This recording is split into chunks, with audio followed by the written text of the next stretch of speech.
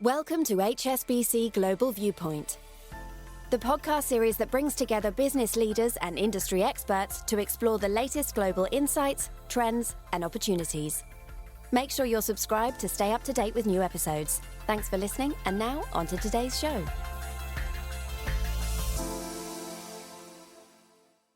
This is a podcast from HSBC Global Research, available on Apple Podcasts and Spotify. However you're listening, analyst certifications, disclosures, and disclaimers must be viewed on the link attached to your media player.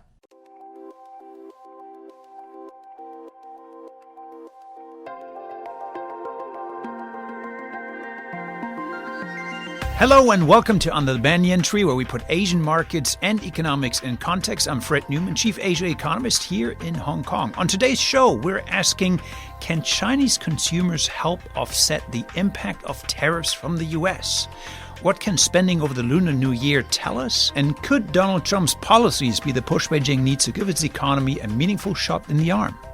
Joining me to talk through all of this is our Chief China Economist, Jing Liu. From HSBC Global Research, you're listening to Under the Banyan Tree.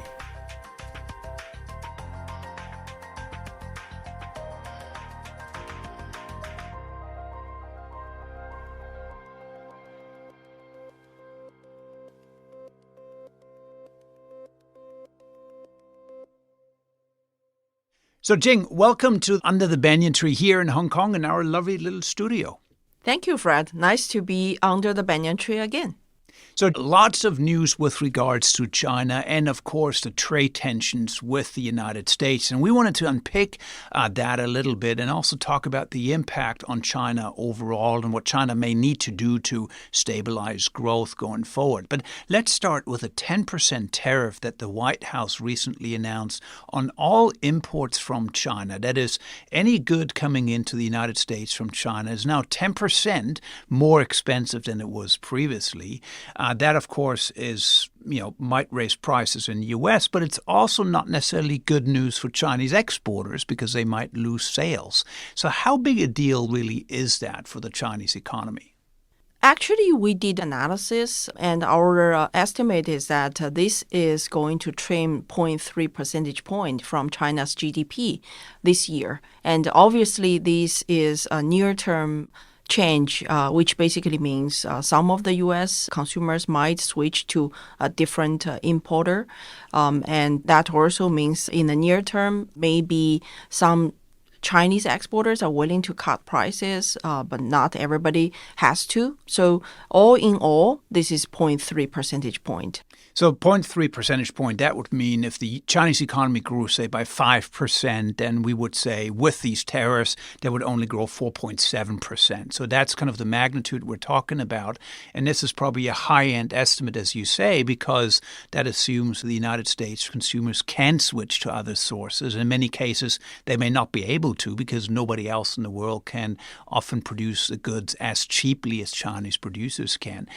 There was another news that made a lot of headlines. It's a little bit technical. It's called the so-called de minimis rule, which means sort of that any package coming into the United States that's worth under $800 previously was exempt from tariffs because the U.S. Customs Service said, well, that's such a small amount, and there are actually 1 billion packages coming in here every year. We can't go through all of this. So let's just say anything that's of lower value, below $800, we're not going to put tariffs on that.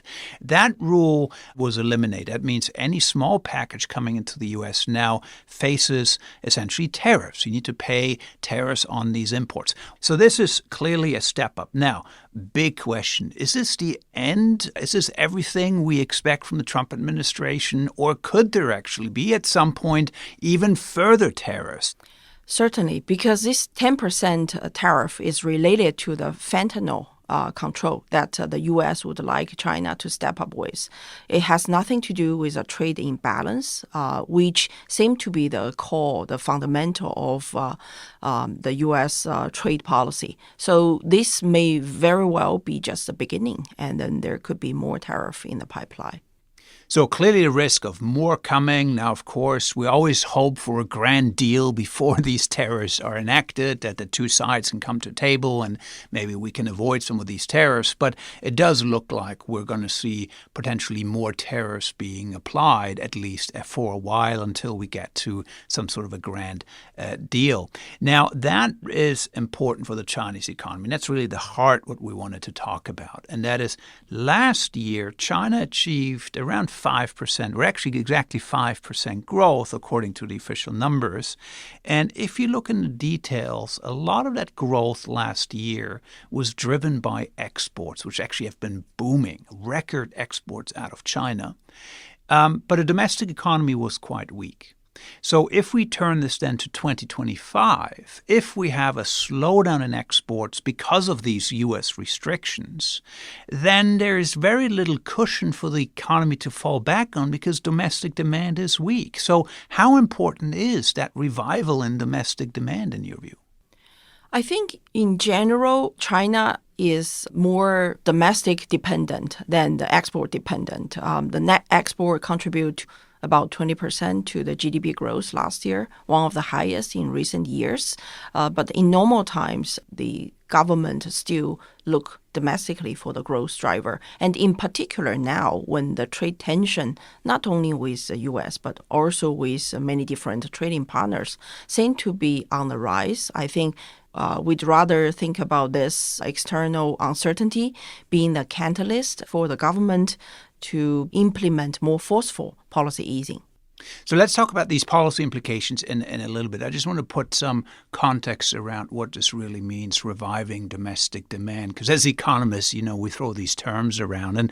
And the way I think about this more intuitively is that you have huge factories in China that churn out export goods, and these export goods from toys to electronics to pharmaceuticals to chemicals, maybe their demand falls overseas because of tariffs, and so they need to sell somewhere else. And it's a Chinese consumer ultimately that should buy some of these goods and help essentially the economy weather these tariffs, right? So it's consumption in many ways. When we talk about domestic demand, we often mean really consumption. There's other components to it, but consumption is really important. So tell us, how is consumer spending faring? We just had the Chinese New Year holidays, and that's a period for the Chinese to go out and travel, see their loved ones, spend a bit of money on gifts, on entertainment, and maybe buy themselves something for the new year. So the first data, what does it suggest how the Chinese actually spent over the last few weeks? Do we see signs of an acceleration in spending? Well, certain categories are actually on fire. You might have heard about this cartoon movie, 哪吒. That one is close to 10 billion sales within China, only yuan. Now, renminbi, 10 billion renminbi, yes, which is one of the highest grossing openings ever in China, I believe, and close to worldwide. These are very big numbers. Yes, I haven't seen that, so I decided to watch it after it hit 10 billion. But that aside, in general, the total spending year on year, we have seen the growth, but not as a great hit as this movie per se. Overall, per capita spending is only slightly more than last year in a single digit. So you mentioned some sectors doing quite well, the movie business, of course, big blockbuster movie coming out. But other sectors, you said some sectors are on fire. What is sort of sputtering at the moment? Where do we not see Chinese consumers step up as much as needed? So basically, if we look at the aggregate spending, the growth is faster than the per capita spending, which basically means for every single individual, when they come out to spend, there still seem to be some sort of hesitation one way or the other. And in particular, I think, luxury spending and large ticket spending, we still see some softness in that. So clearly, hesitation still among the consumer. And maybe last year the Chinese economy could manage that because it had booming exports. But if exports now slow down, then we need the consumer really to step up. So maybe that's a great place to take a quick break. And when we come back, I want to ask you what the government can or is likely to do to actually stoke consumer spending in China over the course of this year. Yeah, sure.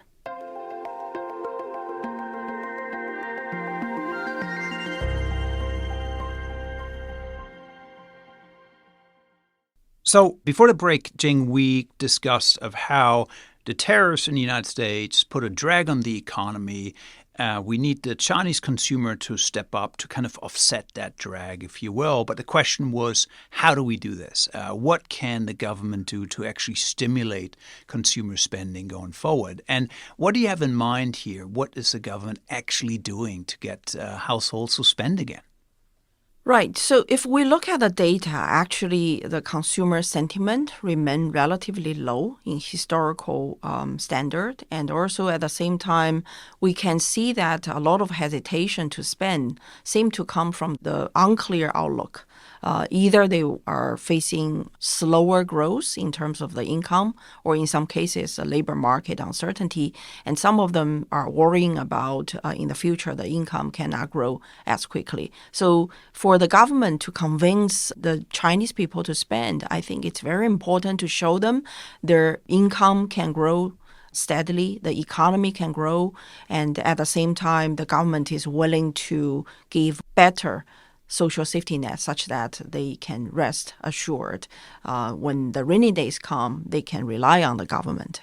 So beefing up the social security system would be one way, encouraging Chinese to maybe save less, and the knowledge that they may be supported if in case they fall on hard times. So that's been something that economists have proposed for many, many years, and maybe this may come. Another program, maybe more short-term, I think you and your team have talked about quite a bit, is these trade-in programs. Explain to us, what is that and how does it help consumer spending? Right. So the trade-in program is basically certain types of goods, such as home appliances and also now the tablets and cell phones. If a consumer plan to buy a new one and also trade in the old one, then the government is going to subsidize up to 20% of the new product price. So that's a way to get people maybe to change their microwave, change their cell phone quicker. And interesting fact is that we see those categories of goods which have received the subsidy actually see double-digit growth. And in the case of home appliances, those happen to be the items also China export quite a bit when the domestic consumption pick up. That basically help to mitigate the trading balance with other countries as well. And then presumably, and I think what you're referring to is what in the U.S. at some point was called cash for clunkers. That was this idea, I think it was after the global financial crisis, that the government would give cash for people to essentially get rid of their old car and buy a new one to stimulate demand. Now, similar program happening in China, as you say, and that could be scaled up. But what's interesting is it seems to be targeting some of these industries that are actually directly exporting to the U.S. So is there a link here between, if these factories can't sell into the U.S. and actually the government is there saying, well, we're going to help drive domestic demand? Is that the connection? I think there is certainly a connection. I remember when I was in my primary school, there's always this saying about certain things originally produced to export, but now reoriented for domestic sales. So the same idea, if we're trying to address imbalance between production and consumption, the consumption could be external consumption, external demand, or domestic consumption. So by helping the Chinese consumers to buy those products, this actually means that less will be exported to other countries. So let's tie things together here. We talked about trade friction with the U.S. We talked about the fact that Chinese demand is still, the local demand is still relatively weak, and the need for the government to support that. Now, in many ways, economists have argued for the Chinese government to do more for consumption spending already many, many years, and nothing has ever happened. So my question to you, are the tariffs that the U.S. imposes on China kind of the catalyst for these domestic reforms, to revive the domestic economy? Is that kind of the ultimate push to get China to do these long-standing reforms? I think, interestingly, this will work that way. As you wrote in your report, this might be a blessing in disguise. So the idea is that when the external uncertainty from U.S., from maybe Europe and other trading partner seem to be on the rise, one thing China can do to basically continue the resilient growth is to stimulate the domestic consumption. That way it can absorb the production made in China production and also help the economy to get a firmer footing in terms of the future growth path. And China still has the capacity to do that. It could still have spending. It could still borrow money to spend. I think so. When we look at the debt to GDP, I think it's important to look at the structure. In particular, the central government, among all different central government, might be the one with the lowest leverage, one of the lowest leverage, if not the one. So there you have it, ladies and gentlemen. Interestingly, yes, U.S.-China trade tensions, bit of a headache for China in terms of export growth, but we might actually see a lot more domestic reform coming through as a result of these trade tensions that might ultimately put China on a more healthy, sustainable trajectory. So maybe a kernel here of a silver lining with all these trade tensions, and that could mean that we see the needed changes in China. Thank you very much, Jing, for joining us, and we'll make sure we'll revisit this topic again with you in the coming months. Sure. Thank you, Fred. And that's a wrap for this week's episode. Thank you, dear listeners, as always, for joining us. We'll be back again at the same time next week, putting Asian markets and economics in context. Take care. Till then.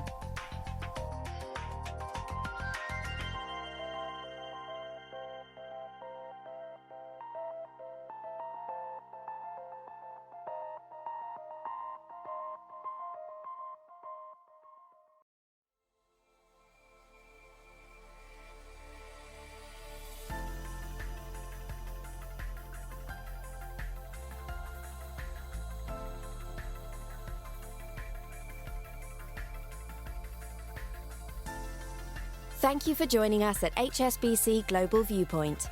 We hope you enjoyed the discussion. Make sure you're subscribed to stay up to date with new episodes.